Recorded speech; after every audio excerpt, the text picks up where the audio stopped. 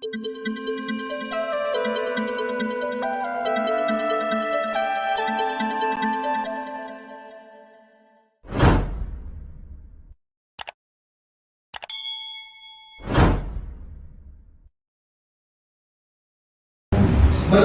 membuka Alkitab kita dari satu bagian firman Tuhan yang sangat familiar, yang sangat kita sudah tahu semua pasti, apalagi saat GPT Kristus Gembala di Medan ini pasti sudah sering membaca Yosua pasal yang ke-24 ayat 14 sampai dengan ayat yang ke-15.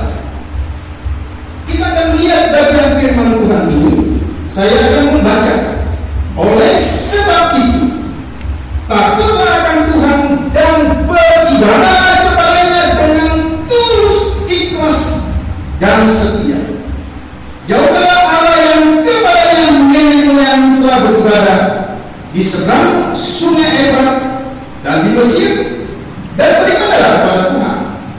Tetapi jika kamu anggap tidak baik untuk beribadah kepada Tuhan, pilihlah pada hari ini kepada siapa kamu akan beribadah.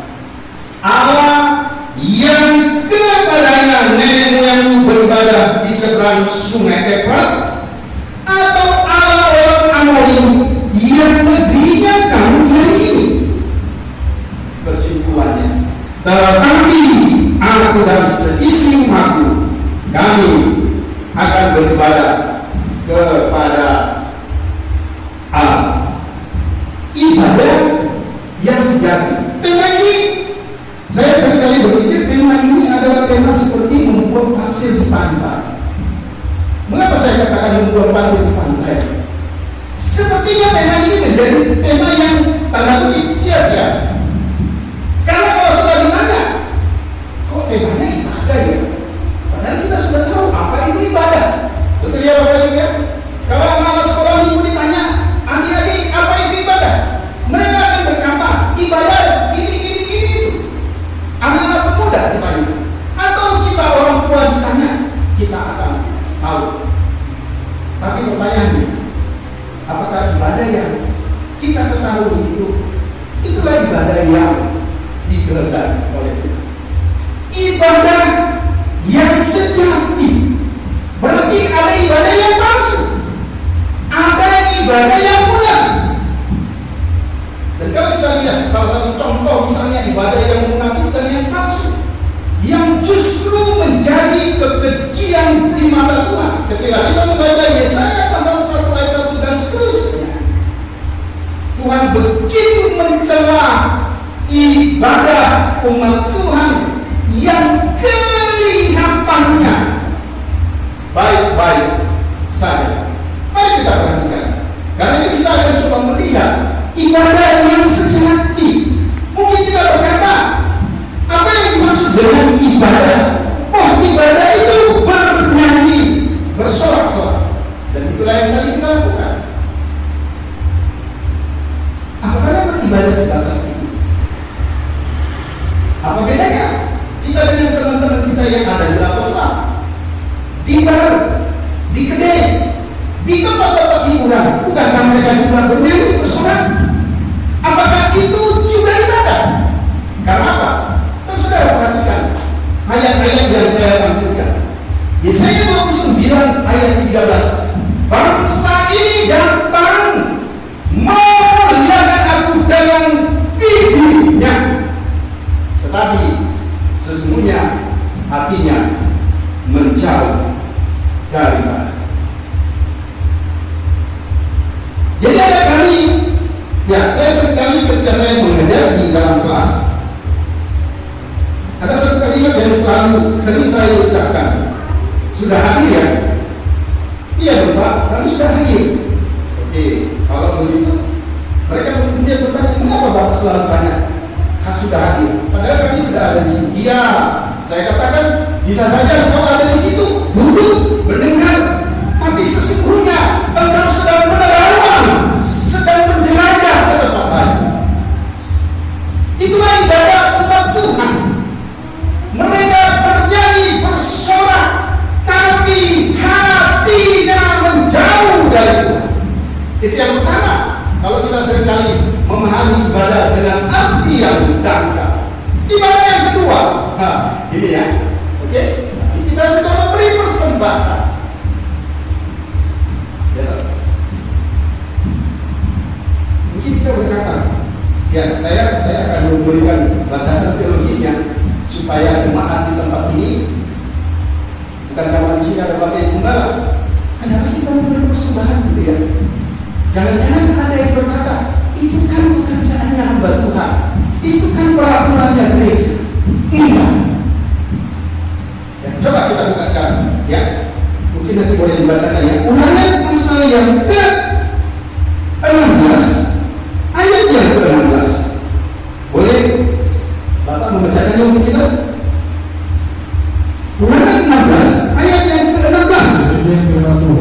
Tiga kali setahun setiap orang laki-laki di antaramu harus menghadap hadirat Tuhan Allahmu ke tempat yang akan dipilihkan, yakni pada hari raya roti tidak beragi, pada hari raya 7.000, dan pada hari raya pondok gaul. Janganlah ia menghadap hadirat Tuhan dengan tangan hampa. Perhatikan, ada 3 perayaan besar di Israel pada waktu itu. Tapi yang menarik, tidak boleh seorang pun yang datang ke hadapan Tuhan dengan apa? Tangan hampa. Meskipun memang sangat ironis, akhir-akhir ini banyak YouTuber hamba-hamba Tuhan yang merampok, katanya tanda kutip, jemaat dengan memakai ayat Alkitab supaya jemaat terus memberi persembahan. Itu tentu salah, tapi dasar kita memberi persembahan. Namun kalau kita memperhatikan ayat ini, Tuhan berkata, untuk apa persembahanmu, kurbanmu yang banyak itu? Coba kita buka Yesaya pasal 1 ayat yang ke-11. Kita buka ya, Yesaya pasal 1 ayat 11. Untuk apa itu korbanmu yang banyak-banyak? Firman Tuhan, aku sudah jemurkan korban bakaran berupa domba jantan, dan akan lemak dan akan lembu gemukkan, dalam jantan dan domba, dan kambing jantan tidak kusukai. Ya, kenapa Tuhan berkata begitu? Kalau Bapak Ibu baca di kitab Kemahan, bukankah itu perintah Tuhan? Jadi seolah-olah Tuhan bertentangan dengan dirinya. Ada orang yang membawa kurban banyak-banyak, tapi dia katakan itu apa itu? Karena kalau saudara akan lanjutkan ayat-ayat itu, silakan lanjutkan dulu. Karena kondisi hati orang yang membawa persembahan kepada Tuhan itu kebencian di mata Tuhan. Mereka merampok, mereka menindas, mereka melakukan tipu muslihat. Tapi hari Sabat mereka datang membawa kurban yang banyak pada Tuhan. Ya, kadang-kadang banyak orang Kristen yang mencoba menjauhkan. Sepertinya Tuhan itu bukan pemilik segala hal. Ini kita lanjutnya. Kita akan belajar hari ini apa sih? Kemudian ada orang yang berkata bahwa ibadah itu memberi persepuluhan itu miliknya Tuhan. Tapi coba kita baca apa yang dikatakan oleh Tuhan Yesus dalam Matius 23 ayat 23. Silakan. Ini memang sesuatu yang harus kita berikan kepada Tuhan. Itu milik Tuhan. Tapi lihat, orang yang memberi itu kondisinya seperti apa? Silakan. Celakalah kamu, hai ahli-ahli Taurat dan orang-orang Farisi, hai kamu orang-orang munafik, sebab persepuluhan dari serasi, adas manis dan cinta kamu bayar, tetapi yang terpenting dalam hukum Taurat kamu abaikan, yaitu keadilan dan belas kasihan dan kesetiaan. Yang satu harus dilakukan dan yang lain jangan diabaikan. Iya. Kira-kira kalau Tuhan hari ini, maaf, memang saya tidak pintar berbahasa-bahasa seperti ini. Jadi yang itu kan orang lain. Jadi tembak langsung kadang-kadang begitu ya. Tapi tentu yang menyinggung kita bukan perkataan saya, tapi firman Tuhan. Kalau hari ini misalnya Tuhan jatuhkan itu gulungan gitu ya, termasuk Bapak Pendeta dijelaskan di situ persetujuannya, bapak-bapak ini mengajar persetujuannya dijelaskan. Tapi ada rapot merah di sini. Waktu kamu memberi persetujuan ini dari mana? Hatimu seperti apa? Kondisi imanmu seperti apa? Rapot kita merah. Tapi apakah itu yang dimaksud dengan ibadah? Kita akan lihat. Kita mau belajar hari ini. Kemudian apa yang dimaksud dengan ibadah? Berdoa. Ya, sudah berapa kali kita berdoa? Dari pagi bangun pagi sampai tadi di tempat ini. Kemudian mulai ibadah kita berdoa. Betulkah ibadah sejauh doa? Kalau kita perhatikan, apa yang dikatakan dalam Yesaya 59 ayat 1 dan 2, firman Tuhan katakan, sesungguhnya tangan Tuhan tinggi dan kurang pandang untuk menyelamatkan, dan pendengarannya tidak kurang tajam untuk mendengar.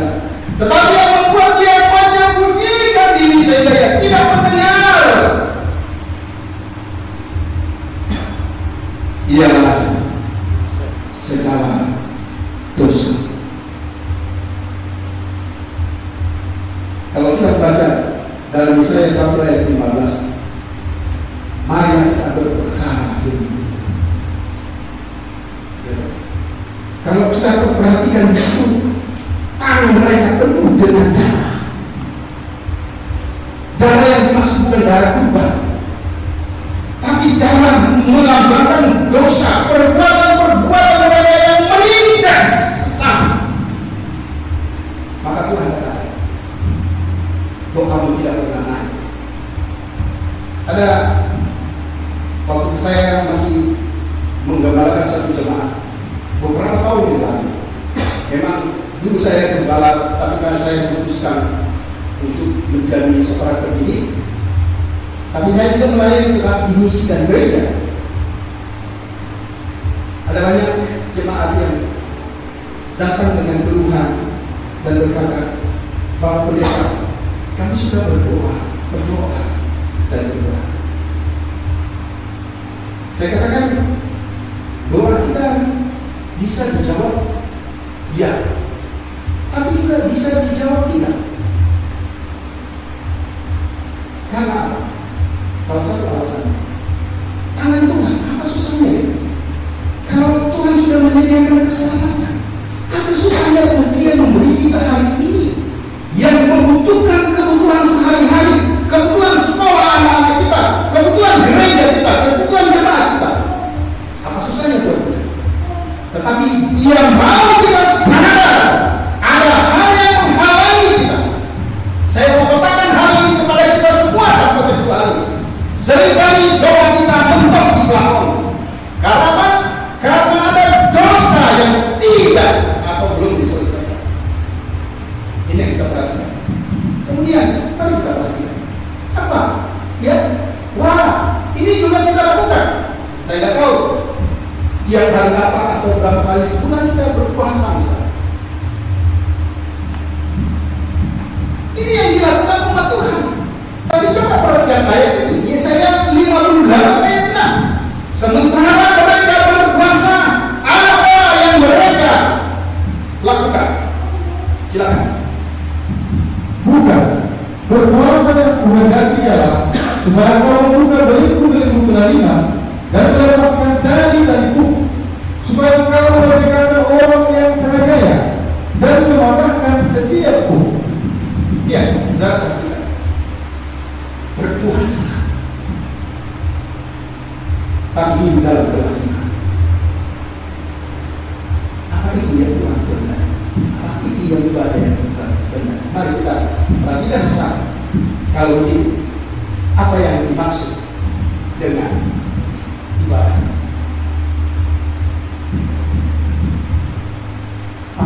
Boleh jawab saya ya? Jangan apa ya? Iya. Kira-kira menurut Bapak, sesudah kita membaca itu semua, lalu apa yang dimaksud dengan ibadah? Itu berarti bukan semua ibadah yang Tuhan kendalikan, betul ya? Lalu menurut Bapak apa yang dimaksud dengan ibadah?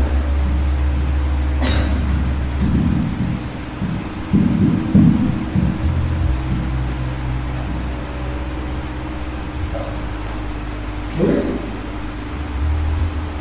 Ya, yang tahu aja, Bapak. Ini supaya kita komunikasi. Yang dapat tahu aja. Apa sih kalau begitu apa yang dimaksud dengan ibadah? Ibadah dari hati yang tulus. Iya, salah satu tadi ya.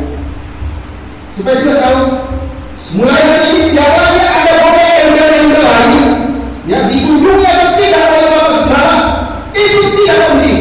Karena bukan karena Bapak ini kembali kita beribadah. Susah atau senang, itu tidak penting. Karena bukan karena susah atau senang kita beribadah. Supaya tidak ada pekerjaan daripada sungguh-sungguh, itu tidak penting. Karena bukan motivasi itu yang membuat kita beribadah. Saya mau tunjukkan kepada saudara apa yang dimaksud dengan ibadah. Perhatian baik-baik. Dan ini jadi berat Bapak ini. Pak, saya kasih uang. Saya akan bilang, Bapak bilang, buat Bapak.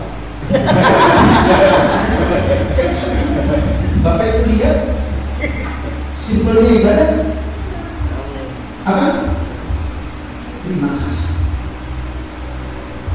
Kenapa kita harus lihat kejelekan gembala?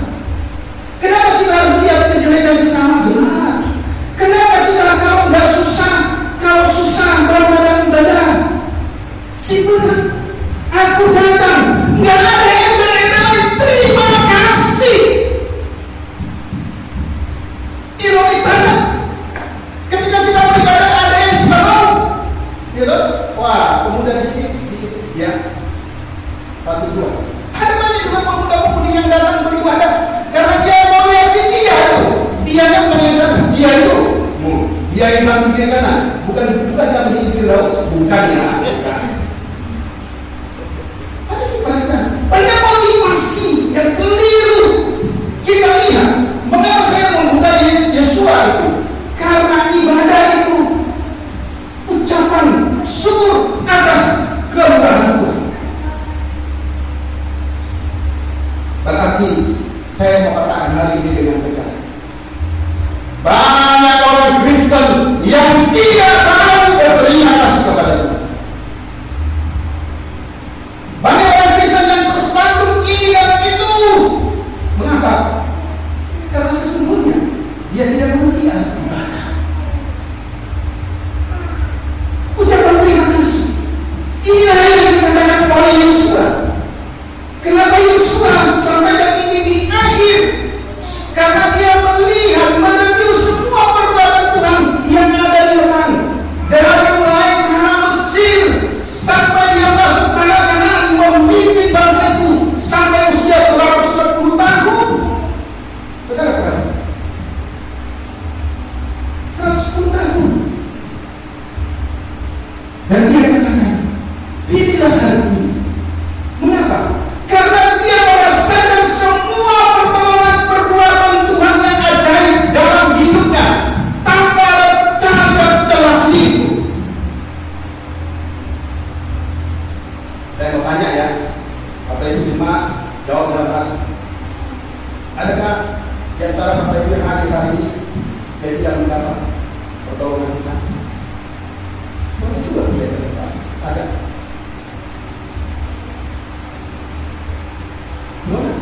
Dapat pertolongan Tuhan. Ibu yang baju hitam di belakang dapat pertolongan Tuhan. Ya. Ibu yang di sebelahnya Firdaus dapat pertolongan Tuhan. Iya, belum ibu ya. Kita lihat, semua kita dapat kemurahan Tuhan. Maka simpel sekali kita mengerti dasar apa itu ibadah. Kita lihat ya, ini yang ingin dikatakan Yosua. Ya.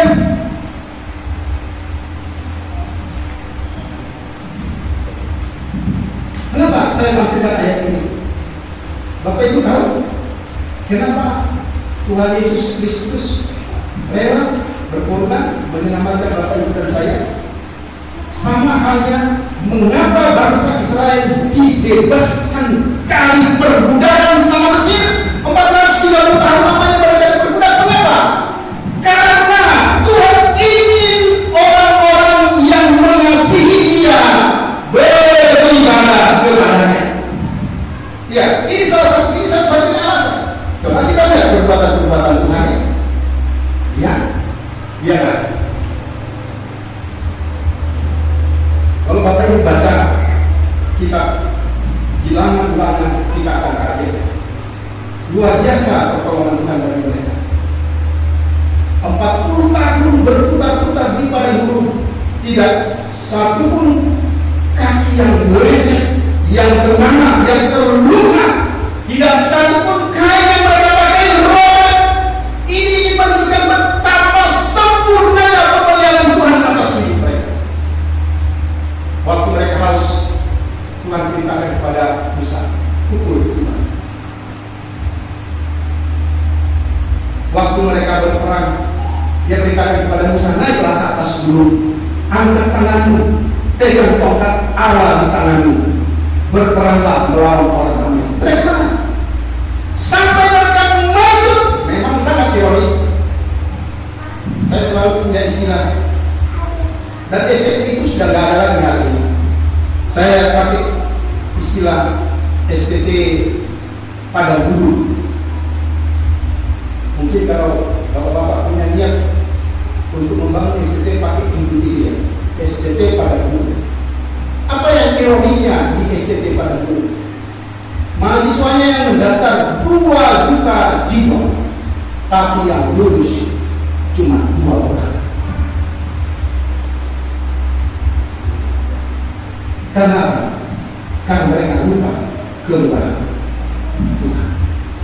Ini berarti sampai mereka masuk ke Kanaan, mereka lanjutkan. Ya, saya tidak tahu waktu yang diberikan kepada saya berapa lama gitu ya. Tapi ya sudah ditaksir sendiri. Ya, oke. Ya saya juga nggak mau jemaat mulai geser-geser gitu ya, mulai kok kayaknya sudah kepanasan gitu ya. Nah, saya sudah sini-sini gitu. Ya, oke. Ya, ibadah yang sejati kita perhatikan secara ayat itu. Jadi semua yang saya katakan tadi itulah konteksnya. Mengapa Yosua katakan, aku dan keluargaku kami akan beribadah kepada. Mari kita lihat. Ibadah yang sejati pertama sekali dimulai dengan rasa takut akan Tuhan. Bapak Ibu, coba bayangkan ya. Lihat saya yang berfoto hari ini, sudah ya, sudah jelas ya. Kemudian ada istri saya di sini. Terus saya berbahasa-basi di atas mimbar ini menyampaikan kebenaran firman Tuhan. Tapi tadi pagi terjadi perang Irak-Iran misalnya. Saya tempelin istri saya. Terus saya bilang di mimbar, takutlah akan Tuhan. Bukankah saya pembohong besar? Takut akan Tuhan. Apa yang dimaksud dengan takut akan Tuhan? Mari kita buka Amsal pasal 1 ayat 7. Kita lihat ya.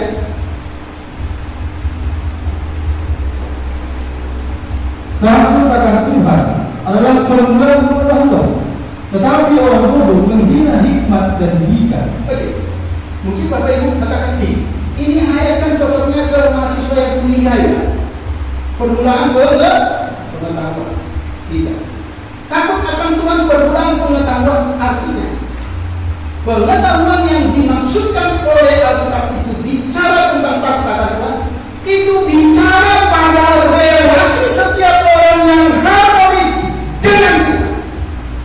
Maka kalau kita perhatikan lagi kitab Amsal, dia selalu katakan orang bodoh. Orang bodoh bukan buta huruf, bukan orang yang tidak pintar secara kognitif, bukan, tapi orang yang berkata dalam hatinya tidak ada Tuhan. Takut akan Tuhan itu syarat ibadah yang sejati yang pertama. Satu kali teman saya di Bandung, ibadah seperti ini. Saya masih ingat ibadah itu dilakukan di ibadah umum ini karena mereka tinggal di kompleks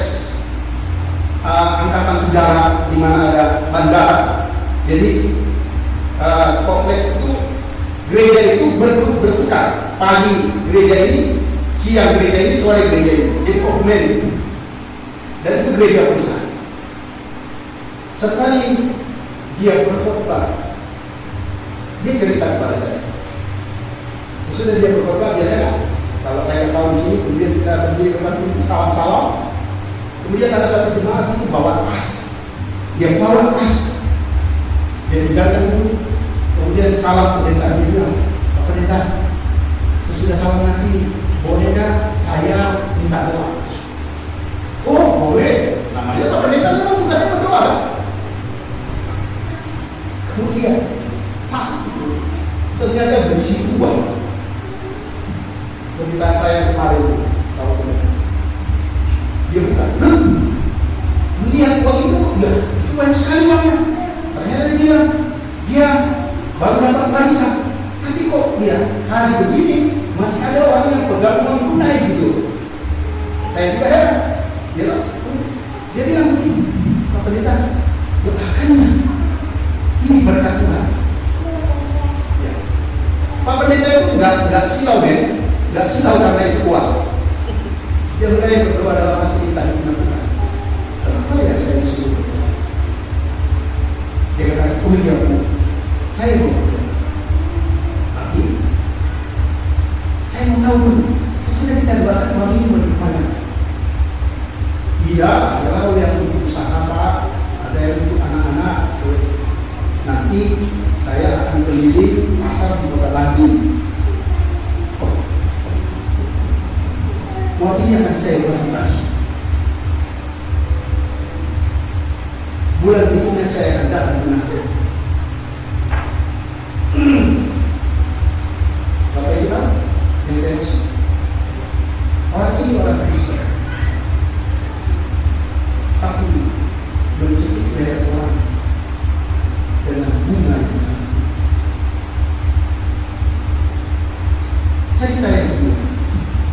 Saya punya mahasiswa, ajudannya Raja Judi, bukan mahasiswa di Setia, tapi saya dulu di Indonesia. Ajudannya Raja Judi yang ada, saya bisa sebut nama, oke. Kemudian sekelompok orang dari gereja, perhatikan pendeta, majelis. Ternyata memang Raja Judi ini begitu dermawan, suka membangun, suka membantu gereja dan sebagainya. Maka ini terdengar oleh sekelompok orang. Dia datang. Ini cerita dari mahasiswa yang menjadi mahasiswa saya 4,5 tahun. Kemudian orang itu datang ke Raja ini. Amang, oke. Kalau saya bilang Amang berarti ini sudah tahu ya. Amang, mau nyate sudah agak ini ngerti ya bahasa Mata ya. Sudah agak apa itu berkat-berkat yang sudah pernah. Kami punya rencana mau membangun gereja. Bolehkah Amang Nabuju, Amang yang baik hati menyumbang? Berapa? Oh, dia bilang boleh. Apa susahnya? Iya, kami membangun gereja di puncak sana. Gak usah tanya ya puncaknya di mana, rahasia. Oke, begitu. Sudah ngomong, tapi dia bilang minta maaf ya, saya tidak pernah membantu orang dengan uang cash. Kemudian dia kasih lagi kertas-kertas kepada bapak-bapak itu. Dia kasih pena sekalian. Tulislah nomor-nomor ini.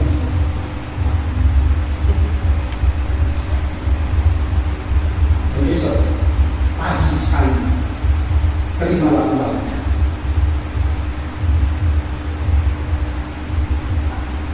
Membangun gereja dan Raja Judi itu orang Kristen.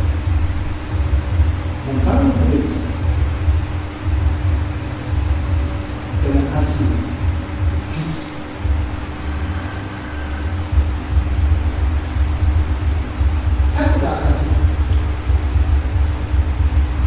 Ini yang paling penting. Musisi yang terbesar bukan ketika orang tuli atau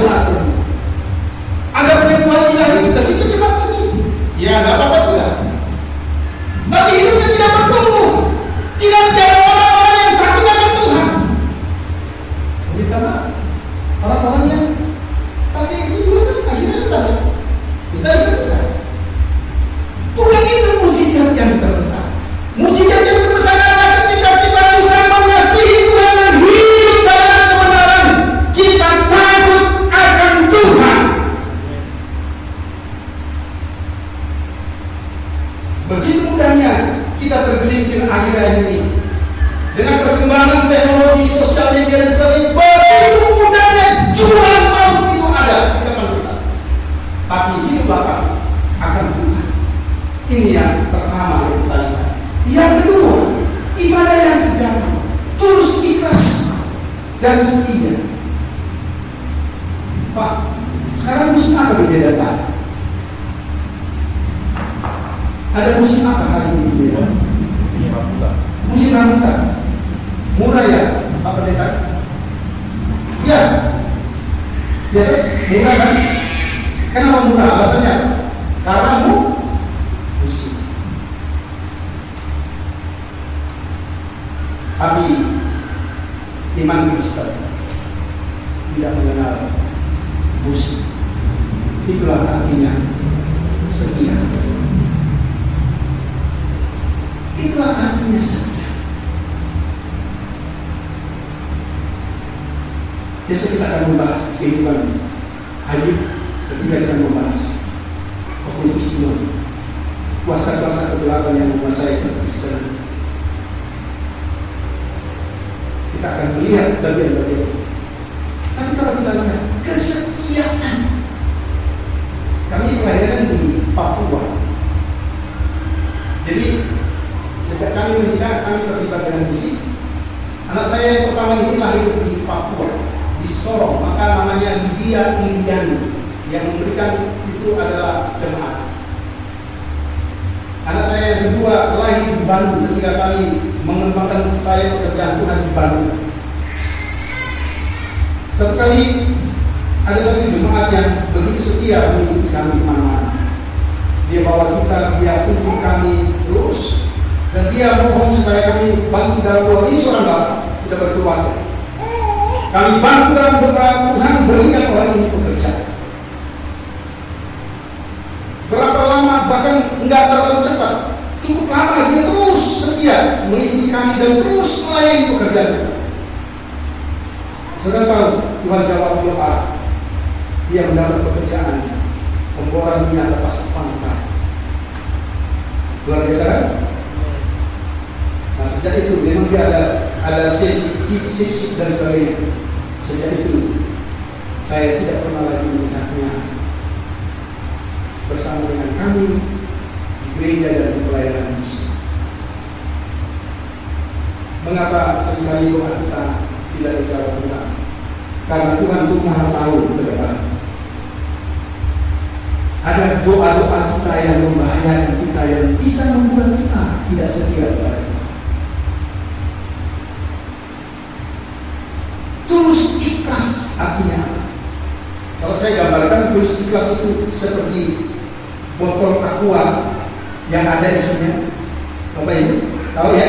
Tulus ikhlas itu bicara tentang transparannya hidup kita. Jadi apa yang kita ucapkan, apa yang kita katakan, itulah yang ada dalam hati kita. Tulus ikhlas. Ini yang kita lihat. Kemudian apa lagi yang bisa kita lihat? Oke? Ibadah mempersembahkan yang terbaik untuk Tuhan. Ya toh? Saya pikir saya nggak mendengarkan cerita-cerita itu kan cerita dulu ya. Kalau mau ke gereja mana dulu? Ya khususnya ini mungkin bukan perempuan-perempuan, bukan ibu. Ini bapak-bapak biasanya. Kalau mau ke gereja mampir dulu ke mana? Ya. Nanti sisanya yang terbaik. Mungkin banyak pertanyaan. Mengapa itu? Korban Habil diterima, korban Kain ditolak. Salah satu jawaban, karena yang satu memberi yang terbaik dengan motivasi yang unik, Kain memberi persembahan dengan motivasi yang sama. Ini yang kita lihat.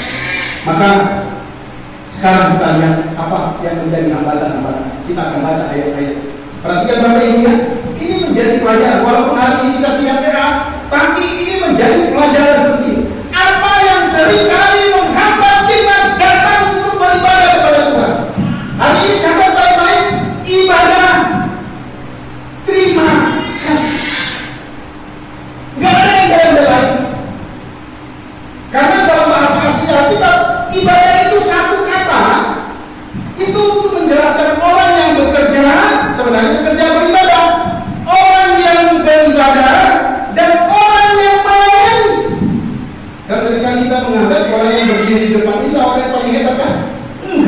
kita semua orang yang sama-sama. Karena istilah abad, edek, abda itu adalah istilah untuk ibadah dan melayani. Ya, kita lihat. Yang pertama, mari kita lihat hambatan-hambatan yang kita untuk beribadah. Buka Keluaran 5 ayat 9. Bapak Ibu yang bawa kitab silakan buka supaya kita bisa belajar. Oke, silakan baca.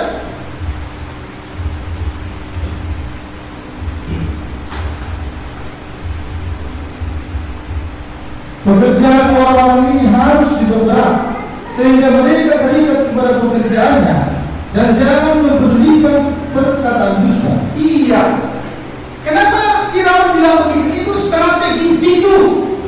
Kalau dia memperberat pekerjaan bangsa Israel, itu maka mereka lupa kepada firman Tuhan. Ya, perkataan dusta yang dimaksudkan itu menurut Firaun. Tapi sesungguhnya itulah firman Tuhan yang disampaikan Musa dan Harun di hadapan Firaun supaya bangsa itu dibebaskan. Tapi Firaun bilang, tunggu dulu. Dia punya strategi pekerjaan. Survei membuktikan yang membuat banyak orang melupakan ibadah minggu, ibadah PA, ibadah Jumat, ibadah apa saja.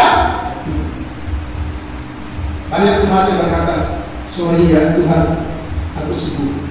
Hati-hati loh.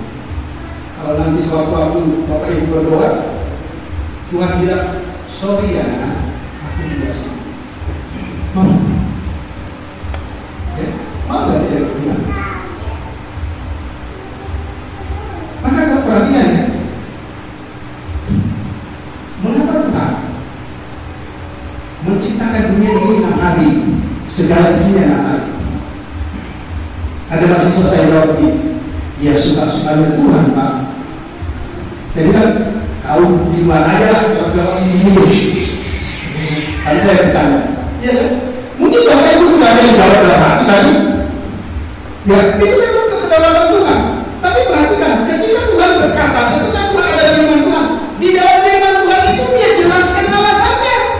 Mengapa Tuhan menciptakan dunia di 6 hari, hari itu dia berhenti. Coba Tuhan, Keluaran 20 ayat yang ke-11. Coba buka. Ya, kita buka Keluaran pasal yang ke-20. Sebab 6 hari lamanya Tuhan menjadikan langit dan bumi, laut dan segala isinya, dan Dia berhenti pada hari ke-7. Itulah sebabnya Tuhan memberkati hari Sabat dan menguduskannya. Oke, maka itu tahu kita sih. Ini yang harus disampaikan kepada kita. Banyak kita kehilangan berkat karena kita tidak beribadah. Tapi mengapa? Pertanyaan saya. Karena ternyata Tuhan meninggalkan pola kerja kepada kita. Memangnya kita lebih tahu ya? Ada orang yang bilang, saya sibuk. Ya, saya tanya dia, memang waktumu 25 jam Pak? Sama kan 24 jam? Iya. Waktu saya kasih tunjuk ayat itu,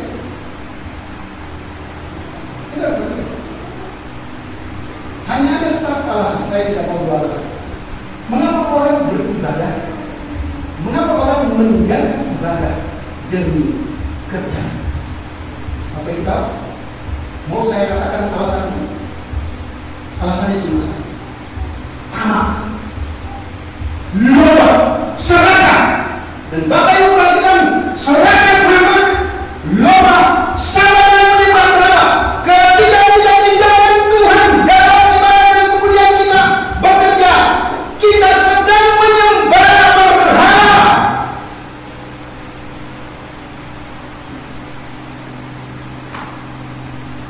Maka perhatikan, ini yang diketahui Firaun. Firaun itu kan, ya, murid terbaiknya si Boris. Murid terbaik itu, mahasiswa terbaik si Boris. Tahu ya si Boris ya?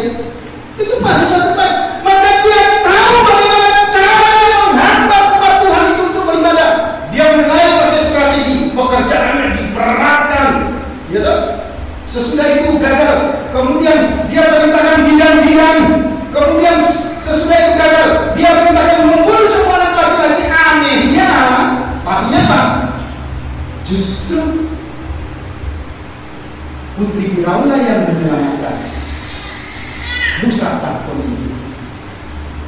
Tidak.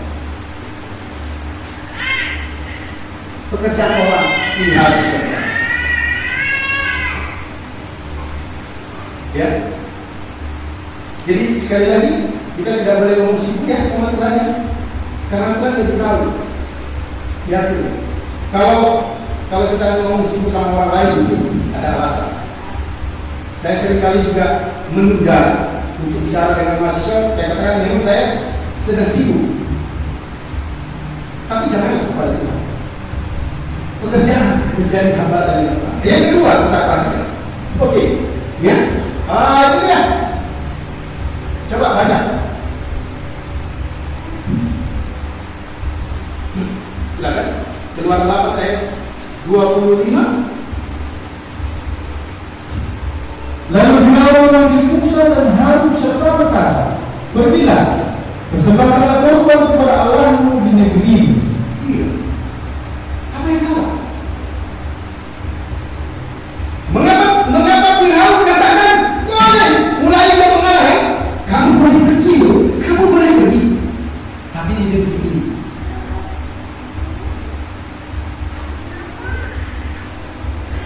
Kenapa? Apa yang salah di sini? Karena nggak mungkin mereka beribadah di Mesir. Mesir adalah kekejian bagi Tuhan. Nggak mungkin, karena ibadah itu berarti berterima kasih. Berarti dalam konteks perjanjian lama berarti mereka harus mempersembahkan kurban. Saudara tahu, kurban yang dipersembahkan bangsa Israel itu adalah awalnya orang Mesir. Jadi tidak mungkin. Itu basa-basi. Maka Mesir dalam konteks hari ini bicara tentang keduniawian, kegelapan. Banyak orang Kristen yang menaruh dua kaki, satu di gereja, tapi satu di dunia berguna. Satu kali saya melayani orang seperti itu waktu orang di Papua. Saya diundang mendoakan seseorang. Tapi sebelum saya masuk, dia sudah mulai kasih abad saya duduk di depan. Untuk pemuda yang membawa saya itu kasih tahu, Bapak tahu ya, itu nanti Bapak waktu mau masuk, nyalain supaya Bapak tunggu dulu. Karena dari di belakang ada orang pintar yang sedang mengobati yang bersangkutan. Dunia kegelapan, terang dan gelap tidak mungkin bersatu. Ibadah dalam Mesir tidak mungkin klop. Bapak Ibu perhatikan, tahu nggak? Kelemahan dari bangsa Israel hanya dua. Satu apa? Apa itu? Nanti mungkin Pak Daniel boleh terjemah. Bersungut-sungut, apa itu bahasa Batak? Iya, marut tadi. Itu terus pekerjaannya yang pernah bersyukur kepada Tuhan, bersungut-sungut. Satu. Yang kedua, coba buka bilangan pasal yang ke-11. Gitu. Bilangan yang ke-11 ayat yang ke-4, coba. Orang-orang berjiwa yang ada di antara mereka kemasukan nafsu rakus, dan orang Israel pun menangislah pula serta berkata, "Siapa yang akan memberi kita makan tadi?" Terus kita melihat pada ikan yang kita makan di Mesir dengan tidak bayar apa-apa, kepada mentimun dan semangka, bawang merah dan bawang putih. Oke, yang kedua yang menjadi dosa bangsa Israel juga bisa menjadi dosa kita selain bersungut-sungut. Apa dosa yang kedua? Selera Mesir. Ya, selera Mesir. Satu kali saya bikin seminar, saya mulai dengan pertanyaan. Apa yang saudara pikir paling berharga dalam hidup saudara? Karena nggak ada yang menjawab, jadi saya memberikan satu ilustrasi. Saya kasih tunjuk hati saya, ya. Kemudian saya kasih tunjuk Alkitab saya. Kira-kira kalau Bapak Ibu yang punya bawa HP dan bawa Alkitab saudara tinggal di gereja hari ini tertinggal. Saudara berani nggak? Dapat ambil nggak? Oh, terlalu jauh. Oh, iya. Saya tanya lagi, kalau seandainya yang tinggal HP saudara datang balik nggak? Pastilah. Apa yang paling berharga? Apa yang dunia?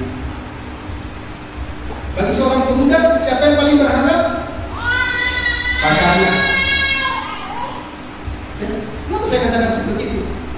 Dia sebelum menikah, dia masuk gereja. Tapi sesudah menikah, dia masuk ke adat kandung ini. Yang kepalanya botak. Kenapa? Dia Mesir. Hal-hal yang duniawi. Maka kalau saudara perhatikan, saya tiba-tiba lupa. Nama wilayahnya Israel itu ada di pinggiran. Mengapa? Karena di sana mereka bebas berenang. Oke, sorry. Gosen itu menjadi tempat mereka. Karena Gosen itu ada di pinggir supaya mereka tidak mencampuri, mencemari seluruh Mesir dengan ibadah mereka. Maka inilah strategi bilang, oke, kamu boleh pergi beribadah tapi di Mesir ya. Itu hal yang mustahil. Yang berikutnya kita lihat. Nah, sudah mulai melunak dia ya. Kita lihat. Oke, boleh keluar dalam ayat berapa? Apa yang dikatakan Firaun? Silakan. Ya.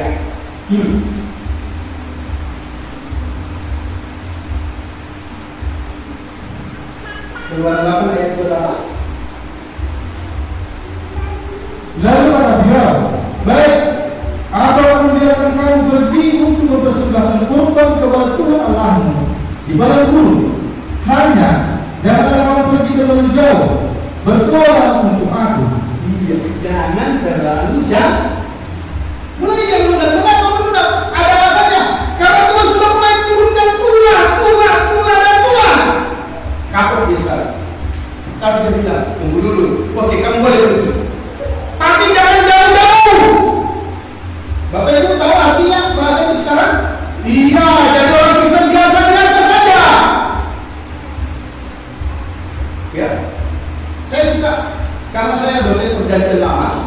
Saya suka bagian buka perjanjian lama yang jarang dibuka.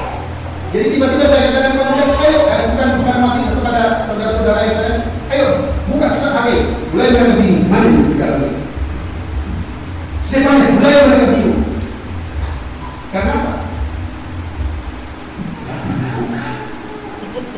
Jadi orang Kristen biasa-biasa. Janganlah terlalu banyak IPA. Anak tidak, jangan munafik. Ini jangan terlalu munafik kira-kira.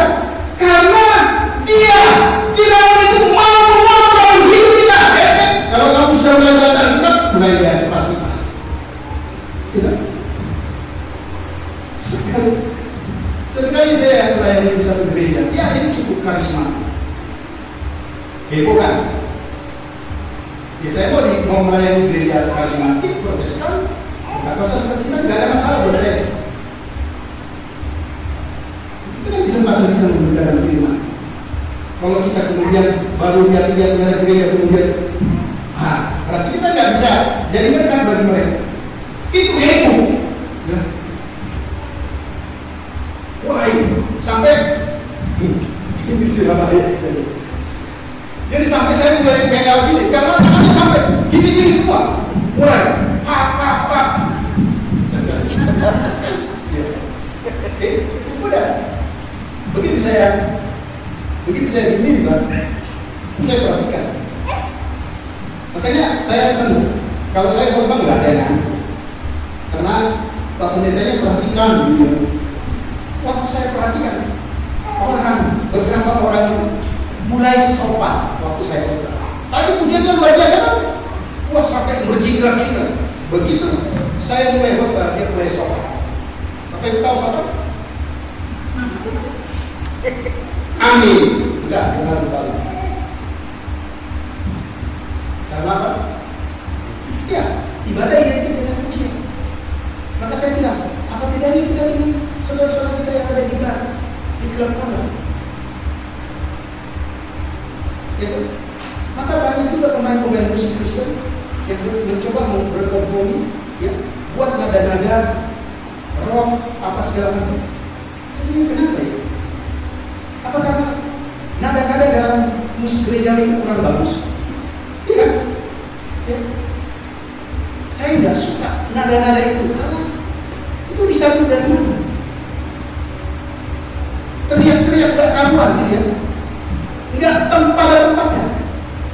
Intinya sebenarnya kalau orang Kristen yang biasa dan itu strategi Firaun untuk menjerahkan kita yang sudah mulai berbadan duduk di belakang saja. Maaf, bukan berarti saya nyuruhnya duduk di belakang, enggak lah ya. Duduk di belakang saya, jangan usah sungguh-sungguh, ya. Yang kedua, apa yang terjadi? Ya, kita lihat Keluaran 10 ayat 11, dia katakan begini. Dia mulai menyerah karena tulah demi tulah melibatnya. Dia mulai menyerah. Dia katakan, oke, saya memberi kamu pergi, tapi hanya laki-laki saja.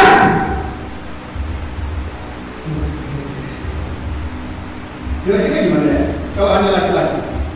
Ya saya bersyukur kami naik mobil ya. Kalau dulu saya seringkali keluar sendiri, ibu, istri tinggal, jadi nambah biaya apa? Pulsa itu dulu. Tapi yang ini saya katakan, gimana kira-kira kalau yang beribadah itu laki-laki saja? Apa maksud strategi Firaun di sini? Karena dia tahu keluarga sebenarnya tidak gereja. Jadi kalau keluarga tidak beres, perhatikan baik-baik, kita tidak terus.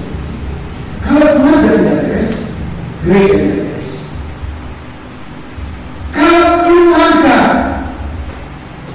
berantem, gereja tidak berantem. Karena inti dari gereja yang pertama yang Tuhan ciptakan sebelum gereja dan perjanjian baru adalah keluarga. Dan kita tahu itu karena dia adalah murid terbaik dari diabolos. Dia mulai coba pecah. Dia kasih laki-laki. Kira-kira kalau laki-laki yang pergi keluar dari Mesir, kira-kira mereka masih bisa konsentrasi? Beta punya itu gimana kabarnya? Beta punya anak, bagaimana kabarnya? Sementara dia beribadah tapi pikirannya ke keluarga.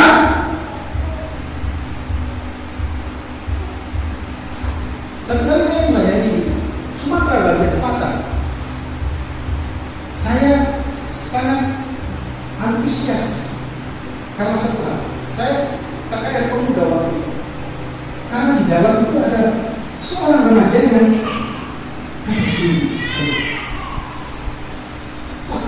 saya semakin berani. Padahal saya nggak tahu kenapa dia lakukan begini. Sesudah selesai KKR itu, ya banyak kita doakan. Kemudian saya tanya, saya nggak tanya tampil bersangkutan. Kenapa dia? Karena kata-kata saudara kita muslim. Enggak. Dia orang Kristen. Kenapa dia orang Kristen? Karena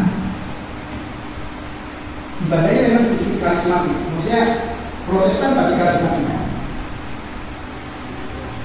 Dan orang yang bilang karena bapaknya dia anggota dia. Tujuannya supaya dia jangan keluar rumah, supaya tidak ikut persekutuan dan ibadah.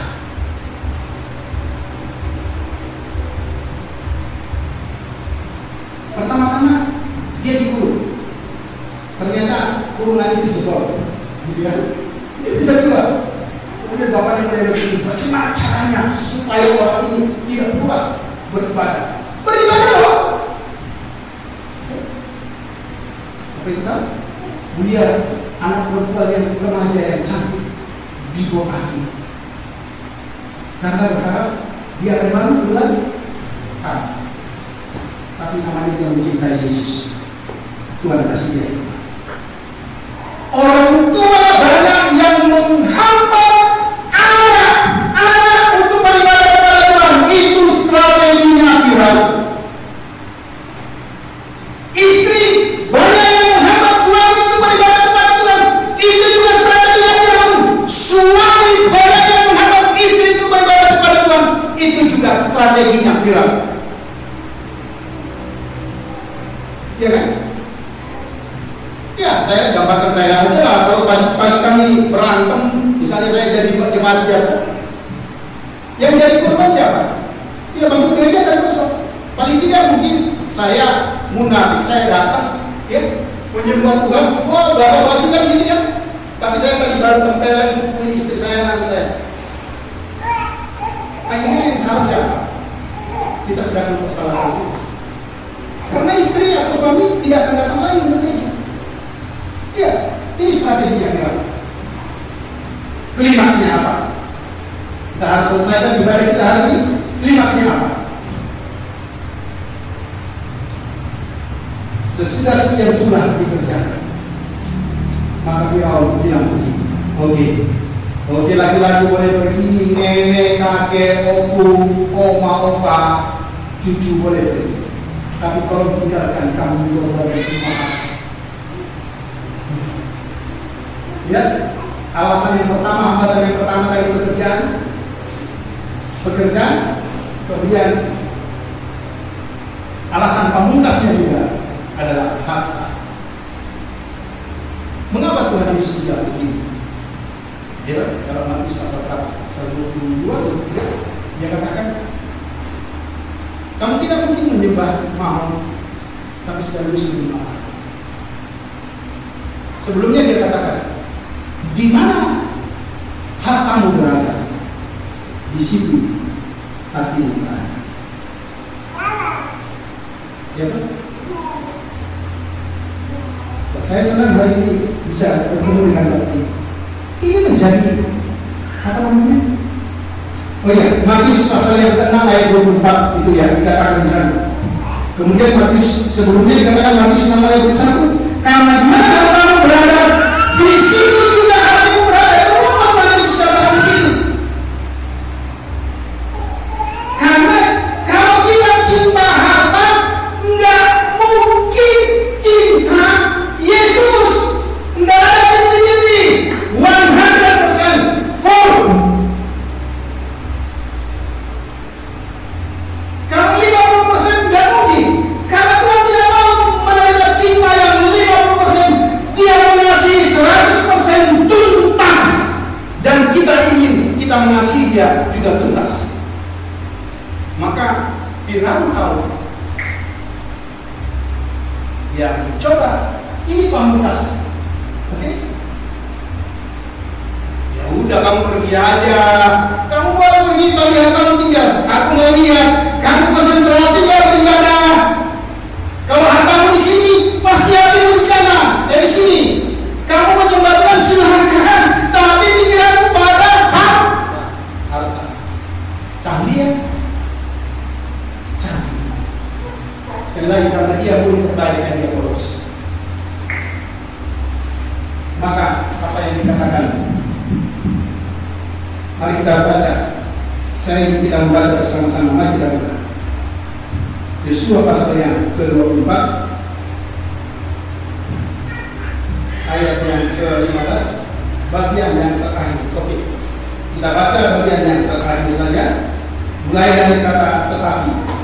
1, 2. Tetapi aku dan seisi rumahku, kami akan beribadah kepada Tuhan.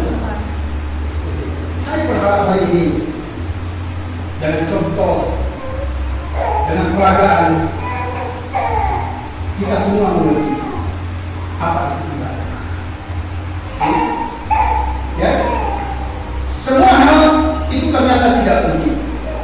Yang paling penting, apakah kita sedang berterima kasih kepada Tuhan? Itu saja. Jadi kalau ada teman-teman yang tidak beribadah, apapun alasannya,